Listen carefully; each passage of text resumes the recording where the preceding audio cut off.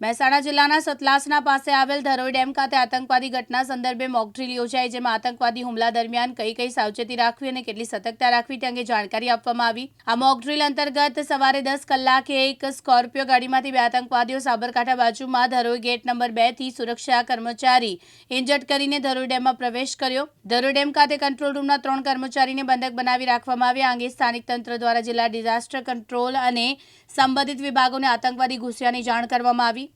સતલાસના PSI તેમની team સાથે ઘટના સ્થળે પહોંચ્યા અને ત્યારબાદ એમ્બ્યુલન્સ સાથે આરોગ્ય વિભાગની ટીમ, ફાયર ટીમ અને જિલ્લા એસઓજી, એલસીબી, ક્યુઆરટી ટીમ સહિતની પોલીસ ફોર્સ આવી પહોંચી। આ ઉપરાંત સ્થાનિક તંત્ર દ્વારા આતંકવાદી ઘૂસ્યાઓની જાણ ચેતક કમાન્ડોને કરવામાં આવતા ચેતક કમાન્ડો ફોર્સ સાથે ઘટના સ્થળે પહોંચ્યા અને ચેતક કમાન્ડો ડીવાયએસપી બીકે ગુદાણી દ્વારા સ્થાનિક તંત્ર પાસેથી આતંકવાદીઓના લોકેશન અને માંગણી જાણ કરવામાં આવી। આ ઓપરેશન અંતર્ગત પીઆઈએમકેના નેતૃત્વમાં ચેતક કમાન્ડોની ટીમ ધરોઈ ડેમ ખાતે પહોંચી અને ધરોઈ ડેમ કંટ્રોલ રૂમના કર્મચારીને સહી સલામત બહાર લાવવામાં આવ્યા હતા।